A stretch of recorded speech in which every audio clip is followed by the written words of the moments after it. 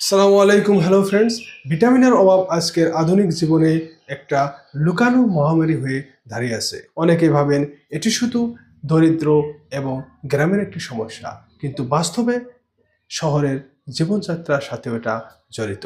অনেকেই ঘন্টার পর ঘন্টা অফিসে বসে কাজ করা, এসি রুমে বসে সময় কাটানো, মোবাইল কম্পিউটারে সময় কাটানো, জাঙ্ক ফুড, প্রসেস ফুড বেশি খাওয়া আর সূর্যের প্রহর এড়িয়ে চলা, এগুলো কারণের জন্য লক্ষ লক্ষ মানুষ ভিটামিনের অভাবে ভুগছেন।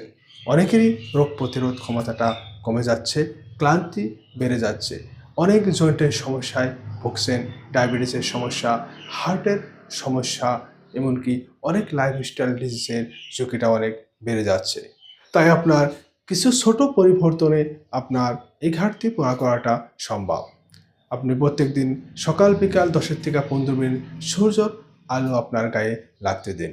আর আপনার খাবারে সবুজ শাকসবজি, ফলমূল, ডিম, মাছ, বাদাম, দই, গোটা শস্য যোগ করুন।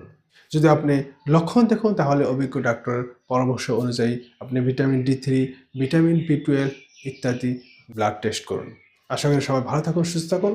নেক্সট ভিডিওতে আবার দেখা হবে। আজকের জন্য বিদায় নিচ্ছি। ধন্যবাদ।